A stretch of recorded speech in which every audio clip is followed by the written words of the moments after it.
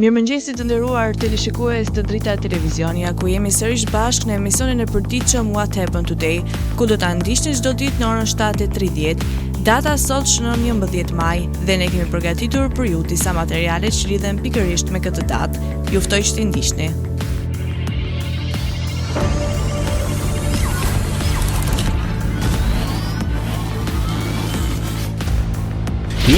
Maj. Ngjarje 330. Inaugurimi i Konstantinopolës nga Konstantini i Madh. 1910. U shpall parku kombëtar Glacier në Alask, një prej thestarëve më të çmuara të Shteteve të Bashkuara. Lindje 1888. Lindi Irving Berlin, kompozitor ruso-amerikan. 1904. Lindi Salvador Dali, piktor spanjoll i surrealizmit. 1916. Lindi Camilo José Cela, shkrimtar spanjoll, nobelist. 1918. Lindi Richard Feynman, fizikant amerikan. Vdekje 1916. Vdiq Max Reger, kompozitor gjerman. 2001. Vdiq Douglas Adams, shkrimtar britanik. 1981. Vdiq Bob Marley, këngëtar nga Jamaica. 2000. Vdiq René Munoz, autor kubanez. 2000. Vdiq Paula Vesely, aktore austriake.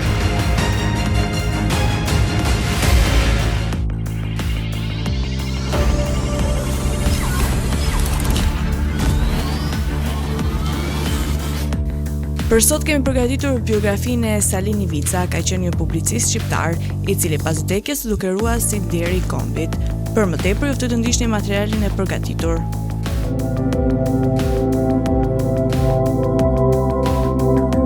Salin Ivica ka qenë publicist shqiptar, i dekoruar pas vdekjes, deri i kombit.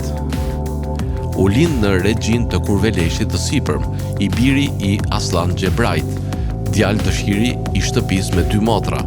I ati e çoi në shkollë në Vlorë, më pas në 1904 në Idadijen e manastirit ku ju dha mësim Bajo Topulli, më pas shkoi në gjimnazin Sosimea të Janinës dhe u caktua me punë mësuesie në Durrës.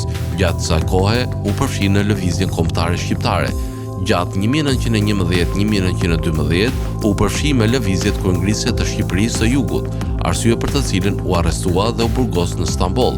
U lirua në ndërhyrjen e Ismail Qemalit dhe ja doli të vendosej mësues shqipeje tek Robert College. Salin Ivica me një grup studentësh të Robert College u kthye në Shqipëri pas pavarësisë dhe së bashku me Mustafa Hilmi Leskovikun themeloi në 1914 gazetën Populli që botoi në Vlorë dhe më pas kaloi në Shkodër.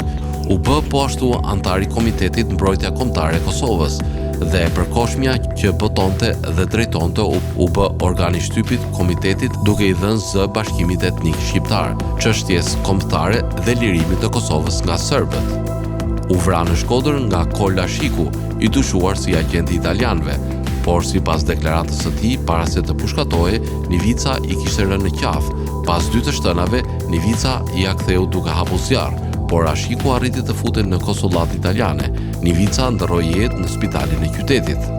Nderime. Mësuesi i popullit. 1961. Për veprimtari patriotike, dëshmori vjetër i Atdheut. 1971. Me vendim numër 6849 me 17 janar 2011, Salin Ivicës ju dha nga Presidenti i Republikës së Shqipërisë, Zoti Bamir Topi, dekorata më e lartë e Republikës, urdhri deri i kombit.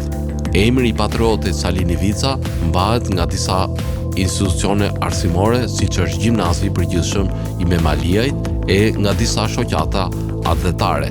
Emrin e tij e mbajnë gjithashtu disa rrugë në Shqipëri e Kosovë, si në Tiranë, Durrës, Shkodër dhe Prishtinë.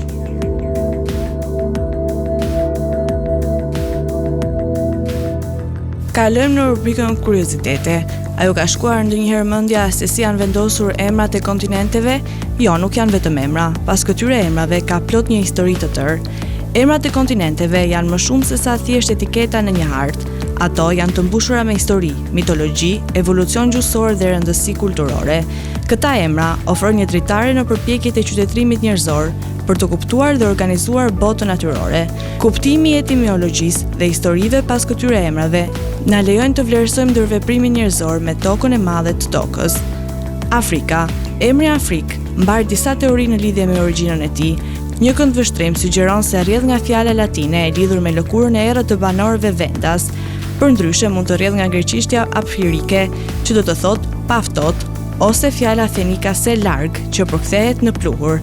Fillimisht, duke ju referuar vetëm brekut verior të kontinentit pranë Kartagjenës, termi Afrik gradualisht erdhi për të treguar të gjithë kontinentin, duke ilustruar zgjerimin e njohurive gjeografike me kalimin e kohës. Një tjetër teori intreguese e lidh emrin me Fenikasit me Fara, që do të thotë tokë misri dhe frutash, e latinizuar më vonë nga romakët në Afrika Terra, vendi i Afrikës. Evolucioni i emrit pasqyron ndërveprimet komplekse të kontinentit me kultura dhe qytetërime të ndryshme, duke treguar rolin kryesor të Afrikës në historinë botërore. Antarktida. Emri Antarktidës, që rrjedh nga greqishtja Antarktikos, që do të thotë përballë Arktikut, i referohet drejt për drejt pozicionit të saj në polin jugor të tokës, përballë rajonit të Arktikut. Kjo jo vetëm që thekson pozicionin e saj gjeografik, por gjithashtu pasqyron karakteristikat përcaktuese të kontinentit, peizazhin e tij të largët dhe të akullt, që qëndron në kontrast të plot me mjedisin relativisht më të butë të Arktikut. Emërtimi i tij në vitet 1890 pasoi zbulimin e saj dhe eksplorimin pasues, duke theksuar kërkimin e vazhdueshëm të njerëzimit për të eksploruar dhe kuptuar kufijt më të largët të planetit. Pavarësisht klimës së saj jo mikpritëse, Antarktika luan një rol vendimtar në sistemet klimatike globale, duke nënvizuar ndërlidhjen e gjeografëve dhe ekosistemeve të tokës. Azia. Emri Azis i ka rrënjët në gjuhët e lashta, me disa që sugjerojnë se e ka origjinën nga fjala akadiane për lindjen e diellit, që simbolizon drejtimin kur lind dielli. Grekët adoptuan Azin për të treguar tokat në lindje të tyre. Me kalimin e kohës, Azia u zhvillua për të referuar jo vetëm rajoneve ngjitur me Greqinë, por kontinentit të gjerë që shtrihet përtej detit Egje, duke përfshirë kultura, gjuhë dhe peizazhe të ndryshme.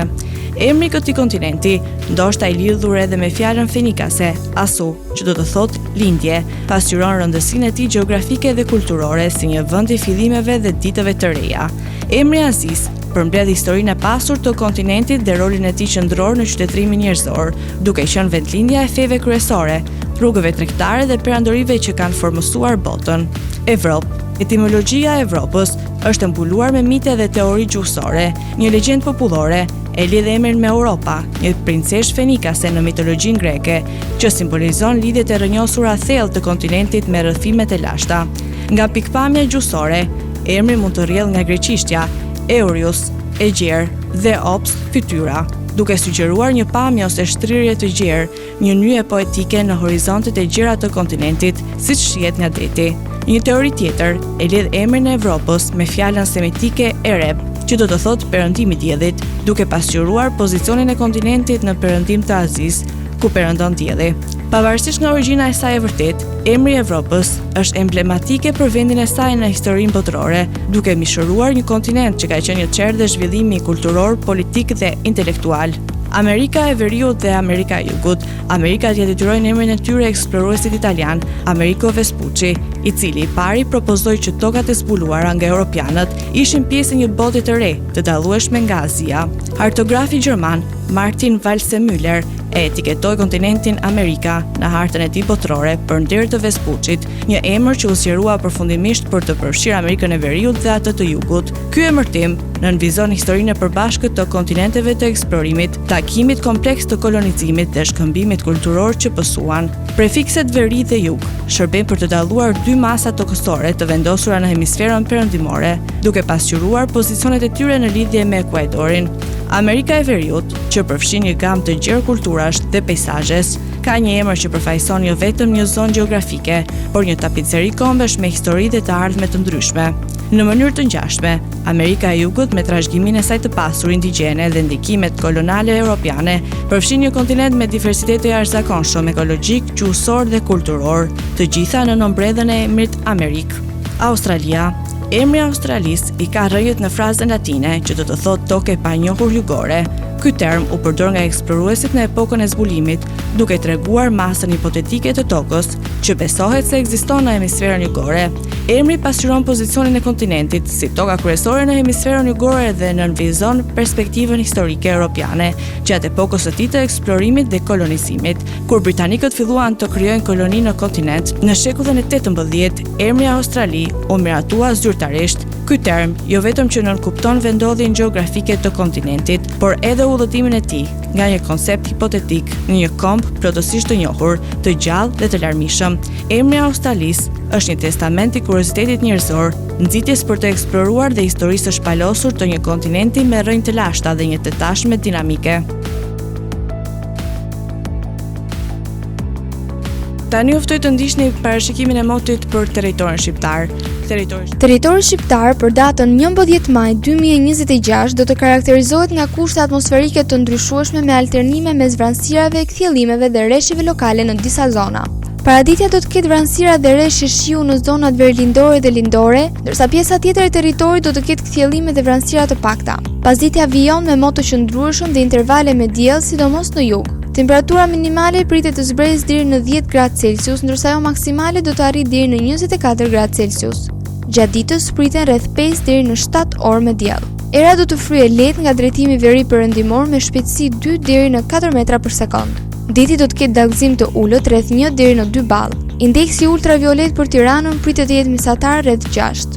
Sipas të dhënave astronomike, lindja e diellit në Tiranë do të jetë rreth orës 5:19 minuta, ndërsa perëndimi rreth orës 19:55 minuta. Temperaturat minimale dhe maksimale për disa qytete kryesore të Shqipërisë do të jenë si më poshtë. Shkodër, 15 deri në 22 gradë Celsius. Kukës, 12 deri në 19 gradë. Peshkopi, 13 deri në 21 gradë.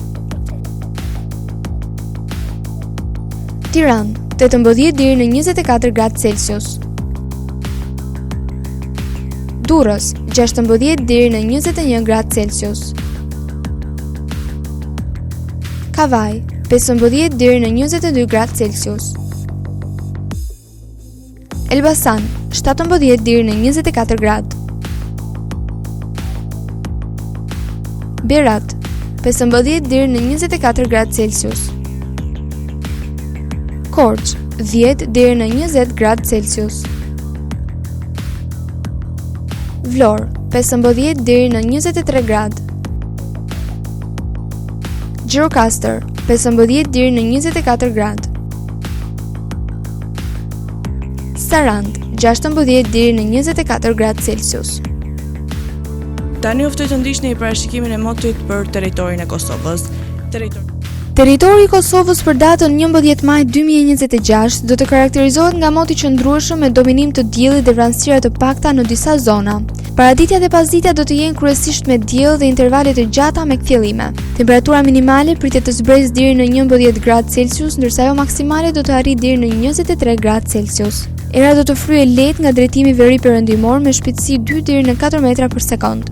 Indeksi ultraviolet për Prishtinën pritet të jetë mesatar rreth 6.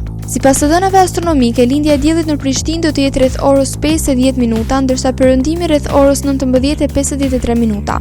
Temperatura minimale dhe maksimale për disa qytete kryesore të Kosovës do të jenë si më poshtë. Mitrovica, 11 deri në 23 gradë Celsius. Podujev, 12 deri në 22 gradë Celsius. Skënderaj, 13 deri në 23 gradë. Pej, 12 deri në 23 gradë Celsius. Prishtinë, 13 deri në 23 gradë. Gjakov, 15 deri në 23 gradë Celsius. Malishev, 14 deri në 22 gradë Celsius.